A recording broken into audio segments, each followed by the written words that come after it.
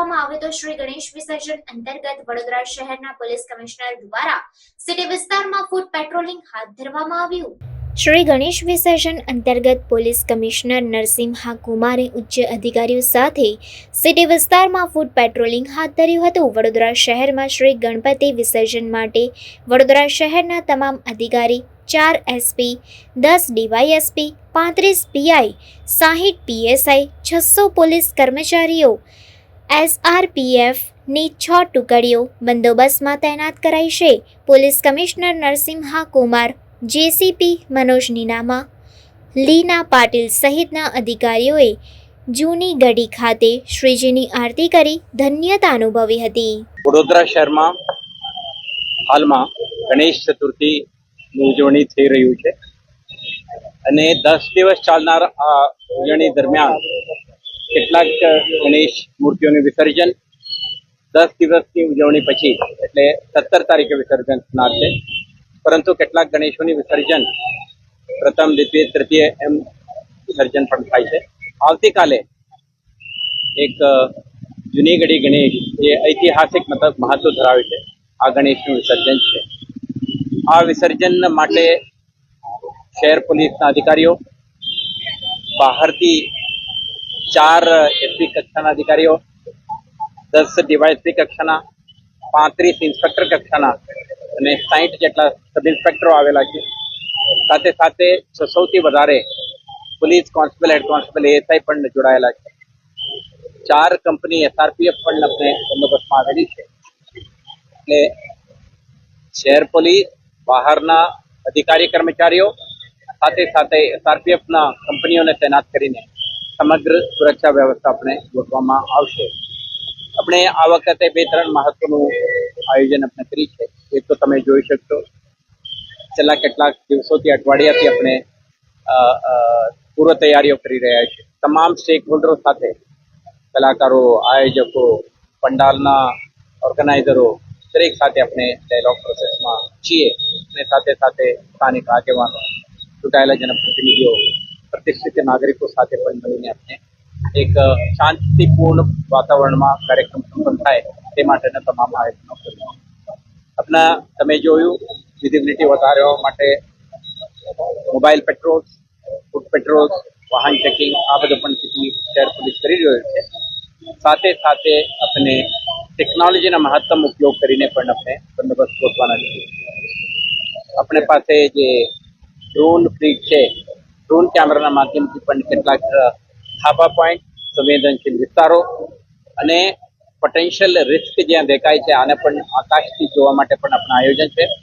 સાથે સાથે તૈનાત થનાર અધિકારીઓ, એમના પાસે બોડી કેમેરા હશે, સીસીટીવી કેમેરા જે શહેરમાં સ્માર્ટ સિટી પ્રોજેક્ટ અંતર્ગત અને સીએસઆઈટીએમએસ પ્રોજેક્ટ અંતર્ગત અને જો ખાનગી કેમેરાઓને પણ આપણા મેપિંગ કરી છે અને આપણા commandant trouble mongers, anti social element, ત્યાંના ડ્રાઈવરો જે આપણે કહીએ સ્પેશિયલાઇઝ સ્વિમર્સ, સાથે સાથે municipal corporation, fire services, disaster મેનેજમેન્ટના ટીમ સાથે આપણે તૈનાત કરવાના છીએ અને કમ્યુનિકેશન વ્યવસ્થાથી સુસજ્જિત આપણે એક સેફ, સિક્યોર અને શાંતિપૂર્ણ માહોલમાં વિસર્જન ઝડપથી કરી શકીએ તે માટેનું પણ આપણે આયોજન કરીશું। પેટ્રોલની કોઈ ફોર્સ આપણી પાસે આવી છે કે સીઆરપીએફ કે આરએએફ?